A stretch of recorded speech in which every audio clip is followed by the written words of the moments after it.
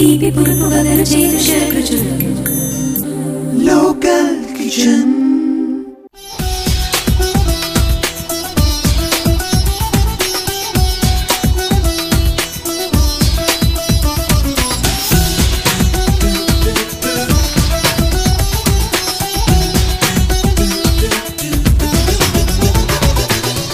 Welcome back after the break. మరి మనం మ్యాకరోని pudding తయారు చేస్తున్నాం కదా, దానికి పాలు, మ్యాకరోని, బ్రెడ్ పౌడర్ అన్నీ వేసి మనం ఉడికిస్తున్నాం.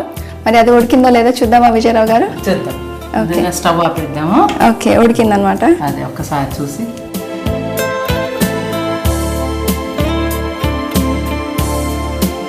సో మరి నెక్స్ట్ మనం ఏం ఇప్పుడు ఏం లేదమ్మా,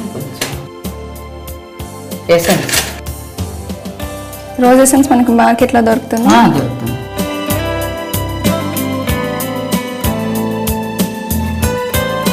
అంటే డిఫరెంట్ టైప్స్ ఆఫ్ ఎసెన్స్ ఉంటాయి కదా, వెనిలా ఎసెన్స్ ఉంటుంది, అందుకే రోజ్ ఎసెన్స్ అంటే ఇచ్చేస్తాం. స్ట్రాబెర్రీ సాస్,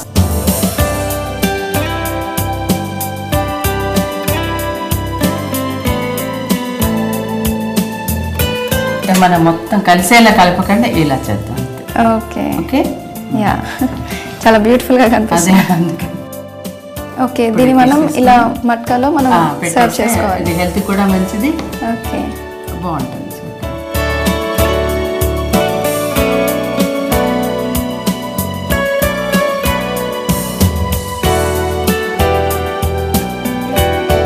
చల్లార్చి ఫ్రిడ్జ్లో పెట్టేస్తాం.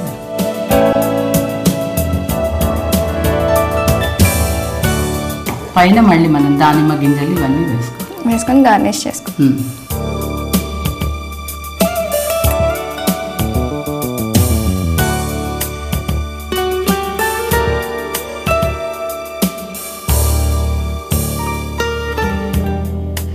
దీనిపైన స్ట్రాబెర్రీతో కొంచెం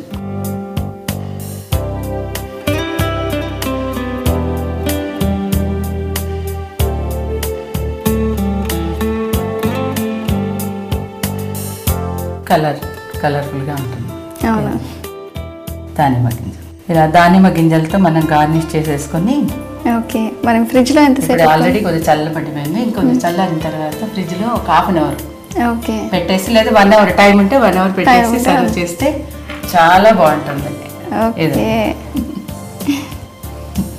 ఓకే వ్యూవర్స్, మరి మ్యాకరోని పుడ్డింగ్ ఎలా తయారు చేయాలో చూసారు కదా. మరి దీన్ని ½ అవర్ ఫ్రిడ్జ్లో పెట్టి చిల్డ్గా సర్వ్ చేస్తే చాలా టేస్టీగా ఉంటుంది.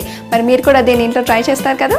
మరి దీనికి కావాల్సిన పదార్థాలు, మరి దీన్ని ఎలా తయారు చేయాలో మరొకసారి చూద్దాం. ఈ పుడ్డింగ్ తయారు చేయడానికి కావాల్సిన పదార్థాలు: ఉడికించిన మెకరోని, మరిగించిన పాలు, పంచదార, బ్రౌన్ బ్రెడ్ పౌడరు, దానిమ్మ గింజలు, రోజ్ ఎసెన్స్, స్ట్రాబెర్రీ సాస్.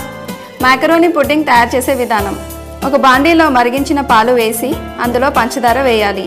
దాని తర్వాత బ్రెడ్ పౌడర్ వేస్తూ కలపాలి. అది కరిగాక దాంట్లో మ్యాకరోని వేసి కొంతసేపు ఉడికించాలి.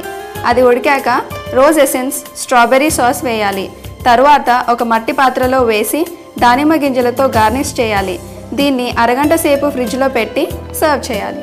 ఓకే వ్యూవర్స్, మరి మ్యాకరోని పుడ్డింగ్ ఎలా తయారు చేయాలో నేర్చుకున్నారు కదా. మరి నెక్స్ట్ ఐటమ్ ఆటేకి గులాబ్ జామ్ చూసే ముందు ఒక షార్ట్ బ్రేక్.